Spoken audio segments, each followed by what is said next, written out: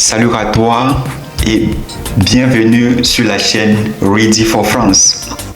Nous sommes à notre deuxième vidéo et je m'en voudrais de commencer sans remercier ces personnes qui ont marqué leur intérêt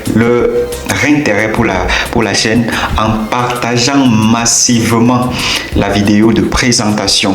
Merci infiniment, nous irons loin si nous sommes ensemble. À travers ce qui sera présenté dans la chaîne, nous ne parlons pas de quelque chose que nous ne connaissons pas, nous ne parlons pas de quelque chose que nous n'avons pas vécu, mais nous vous partageons notre expérience. Alors, au cours de toutes ces présentations qui seront faites, alors pour nous soutenir, nous comptons sur vous.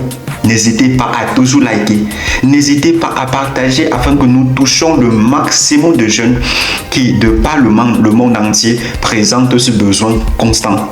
Alors dans cette deuxième vidéo, nous allons parler des 6 étapes clés. 6 étapes clés pour réussir votre projet d'études.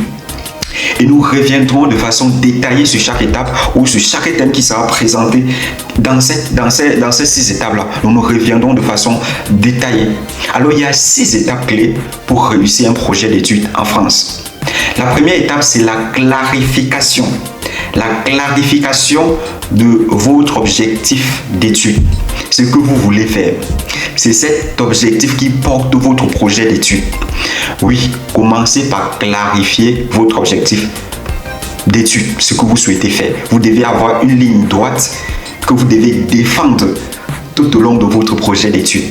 Vous aurez à défendre cette ligne droite ou cet objectif devant Campus France. Vous aurez à défendre cet objectif devant l'ambassadeur pour la demande de visa et vous aurez à présenter cet objectif lorsque vous rencontrerez des obstacles sur votre chemin une fois arrivé en France lors de votre première intégration.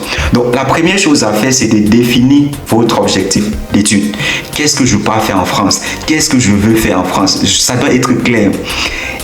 C'est normal que dans nos pays, surtout africains, ça soit parfois difficile d'avoir quelque chose, un objectif figé qui nous porte et qui porte nos études. Parfois, on avance sans avoir de façon claire ce qu'on veut faire. Mais je pense qu'une fois qu'on souhaite immigrer dans un pays étranger, dans un pays occidental, il est important d'avoir une ligne droite. Il est important de définir un objectif d'études. La deuxième étape, c'est de choisir le bon programme et le bon établissement.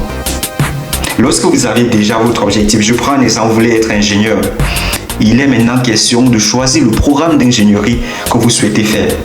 Ce programme d'ingénierie doit être basé non seulement sur l'objectif qui a été défini, mais aussi et surtout sur ce que vous souhaitez faire après. Vous devez être cohérent avec votre objectif, pas seulement l'objectif. Donc, votre choix de formation doit être basé sur votre objectif, mais pas seulement sur votre objectif, mais aussi et surtout sur votre passé.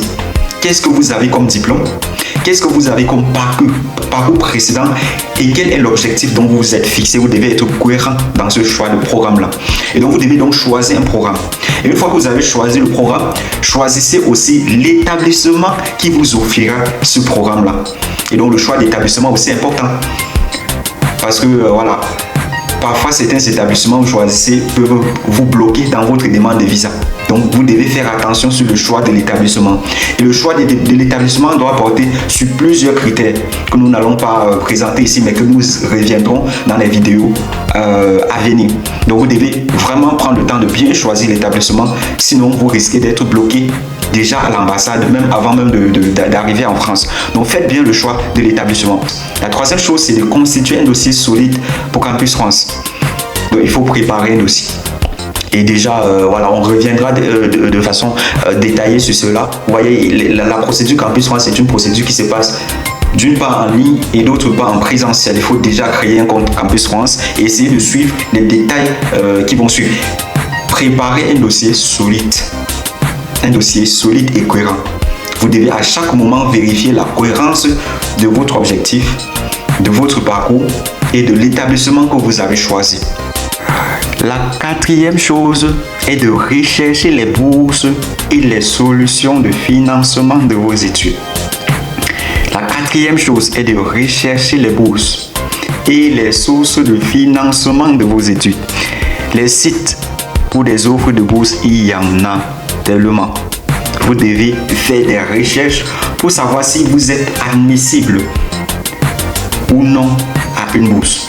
Donc il y en a tellement de sites qui offrent des possibilités de bourse. Vous devez connaître les sources de financement de vos études. Je vous assure, le moment le plus stressant n'est pas quand vous postulez pour les écoles. Surtout quand vous avez un bon niveau, quand vous êtes bien intelligent, tout ça, vous avez un bon parcours scolaire ou académique.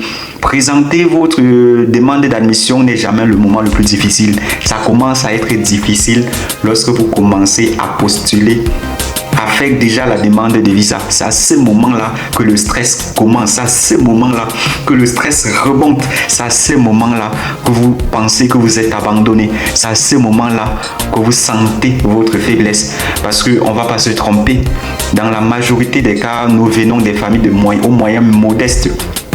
Et nous n'avons pas toujours des moyens pour justifier voilà, nos capacités financières. Et il n'est pas seulement question de justificatif, il faut aussi être capable d'être sûr qu'une fois en France, on sera capable d'assumer ses besoins et donc de pouvoir mener à bien ses études sans se craindre quelque chose. Et donc le plus dur, comme je l'ai dit, c'est pas lorsque vous postulez pour les écoles, non, détrompez-vous. Le plus dur, c'est lorsque vous avez réussi. C'est le jour où vous réussissez. Le jour où l'établissement vous envoie un mail pour dire félicitations, vous êtes admis au programme de élève ingénieur en mécanique et conception des systèmes. C'est à ce moment-là que les frictions commencent. C'est à ce moment-là qu'on recherche des solutions. Et donc, c'est important déjà dès le début de préparer ces sources de financement, d'essayer de les mobiliser pour ne pas au moment opportun stresser. Cinquième chose à faire, c'est le visa. Et ça, c'est le plus compliqué. Là, il faut maintenant demander le visa. Pour moi, ce n'est pas le plus compliqué. Il devient pas compliqué lorsque vous n'avez pas assez de moyens. Parce que c'est à ce moment que tout le stress commence. Ceux qui ont déjà passé une demande de visa voilà, sont d'accord avec moi. Parce que dans la majorité, nous venons des familles modestes, de revenus très modestes. Nous qui sommes certainement dans les pays africains, par exemple, nous venons des pays assez modestes.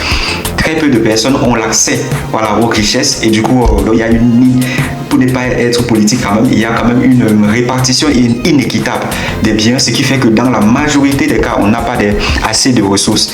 Et donc, c'est là nous bloque énormément. Vraiment, et c'est là où vraiment le stress commence lorsqu'on veut déjà demander le visa. Donc, c'est important. Donc, demandez le visa. Et il y a tout un nombre de justificatifs que vous devez présenter pour le visa. Dans les jours à venir, vous aurez, d'ici mai, il y aura des résultats, vous aurez des réponses de vos différentes écoles et il faudra engager la demande de visa. Nous reviendrons sur les différents pièges à ne pas encourir lorsque vous faites une demande de visa. Parce qu'on vous demande des justificatifs, mais il y a des pièges dans ces justificatifs-là, dans la façon de les présenter, dans exactement ce qu'il faut présenter. On y reviendra dans les vidéos à venir. La sixième étape, c'est préparer ton arrivée en France et ton intégration. Pensez au climat, pensez à ce que tu vas manger, pensez au logement, à où est-ce que tu vas dormir. Et déjà même le logement ne commence pas à la fin. C'est pas quand on te donne le visa que tu demanderas tu commenceras à chercher les logements. Là, c'est une erreur. Et c'est un piège aussi en termes de demande de visa. En temps normal, vous commencez à demander, à rechercher des logements avant même votre demande de visa. Donc, il faut penser à comment est-ce que vous devez dormir, comment est-ce que vous devez vous comporter. Essayez déjà de vous habituer aux nouvelles habitudes, de faire des recherches sur comment les gens vivent de ce côté-là pour mieux préparer votre intégration. Là, je parle en connaissance de cause. J'ai connu des personnes qui sont arrivées et qui, justement, sont devenus malheureusement instables parce qu'ils n'ont pas rencontré une culture qui était la même que la leur. Ils ont rencontré des habitudes qui ne ressemblaient plus trop à ce qu'ils ont vécu et ça les a du coup déstabilisés. Donc, vous devez vous préparer psychologiquement à intégrer de nouvelles façons de faire. Et donc, c'est vraiment important. Donc, voilà les 6 étapes à respecter, à suivre pour mieux préparer votre projet d'études en France. Je me résume. Clarifier ton objectif. Choisis la formation et le bon établissement. Constituer le dossier pour Campus France. Rechercher les bourses et les sources de financement de tes études. Fais ta demande de visa et obtenir ton visa. Et enfin, tu as le visa, préparer ton arrivée en France. Nous arrivons au terme de cette première vidéo. Merci de l'avoir suivi. Si vous l'avez aimé, n'hésitez pas à partager, à liker d'abord, à partager et à commenter. Je prends à liker, à commenter et à partager. Merci pour votre amour, merci pour votre attention et à la prochaine vidéo. Ciao.